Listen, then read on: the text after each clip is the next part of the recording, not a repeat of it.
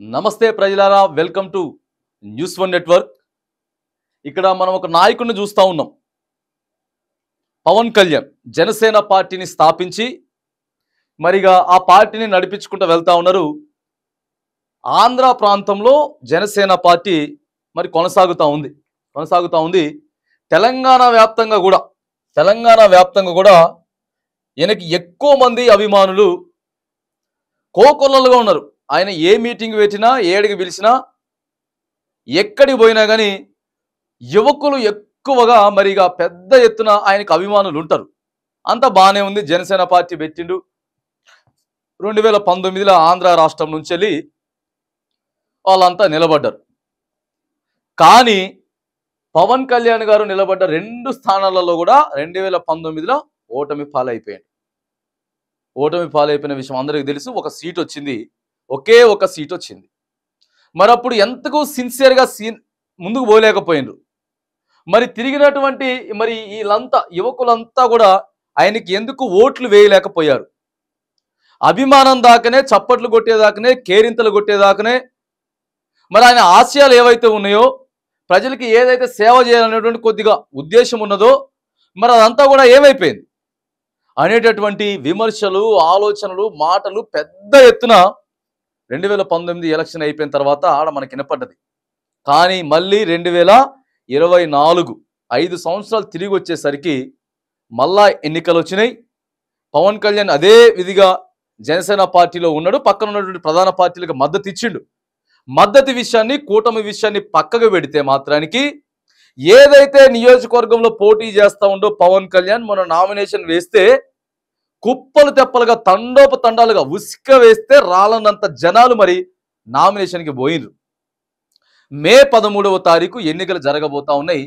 ఆంధ్ర రాష్ట్ర వ్యాప్తంగా కూడా ఉన్నటువంటి యువకులు కానీ, పార్టీ అభిమానులు కానీ ఈసారి ఖచ్చితంగా పవన్ కళ్యాణ్ని మేము ఎమ్మెల్యేగా చూడాల్సిందే, అసెంబ్లీకి పంపాల్సిందే, ప్రశ్నించే గొంతుగా ఖచ్చితంగా అసెంబ్లీలో ఉండి పోరాడాల్సిందే.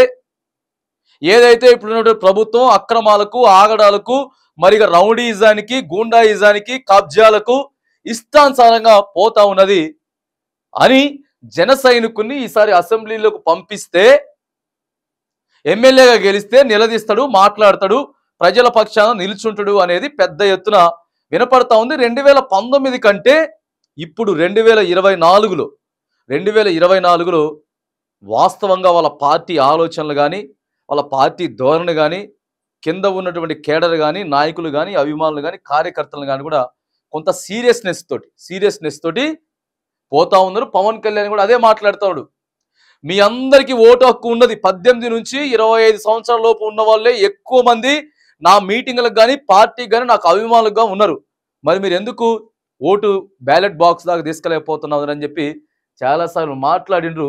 ఇగో ఈసారి అక్కడి నుంచే కాకుండా, ఆంధ్ర రాష్ట్రం నుంచే కాకుండా తెలంగాణ నుంచి కూడా ఎవరైతే జన సైనికులు ఉన్నారో పెద్ద ఎత్తున ఆయన పోటీ చేసే నియోజకవర్గానికి ఆయన తరపున ప్రచారం చేయడానికి ఇగో తెలంగాణ రాష్ట్రం నుంచి కూడా ఆంధ్ర రాష్ట్రానికి పెద్ద ఎత్తున జన సైనికులు ఇక్కడ నుంచి బయలుదేరబోతా ఉన్నారు. దాదాపుగా ఉన్నటువంటి ఉమ్మడి 10 జిల్లాల నుంచి కూడా యువకులంతా కూడా ఇగో పవన్ కళ్యాణ్ గారు, మాకు కూటమితో సంబంధం లేదు, ఏది మాకు సంబంధం లేదు, కానీ పవన్ కళ్యాణ్ గారిని ఈసారి మేము అసెంబ్లీ పంపించడం కోసం, పవన్ కళ్యాణ్ కోసం భారీ ఎత్తున బయలుదేరిన తెలంగాణ జన సైనికులు ఇక లాభం లేదు, మేము ఇక్కడ నుంచి కూడా వెళ్ళి ఇగో సపోర్ట్ ఇస్తామని చెప్పి దాదాపుగా ఈ యొక్క 4 రోజులు, అదొక 10 రోజులు, 14 రోజులు మాత్రమే సమయం ఉంది. కాబట్టి ఇగో వచ్చేటటువంటి మే 1వ తారీఖు ఎండలను సైతం లెక్క చేయకుండా అక్కడ వెళ్ళి నియోజకవర్గంలో ఉన్నటువంటి ప్రతి ఒక్క ఓటర్కి మేము అభ్యర్థిస్తాం. ఇగో పవన్ అన్న గెలిస్తే ఖచ్చితంగా ప్రజల గొంతుకగా మాట్లాడతాడు, ప్రభుత్వాలని అప్రమత్తం చేస్తాడు అని చెప్పి వేల సంఖ్యలో తెలంగాణ దగ్గర నుంచి వెళ్ళి పవన్ కళ్యాణ్ అభిమానులు ఇగో జనసేనకులంతా కూడా ఈ నెల 1వ తారీఖున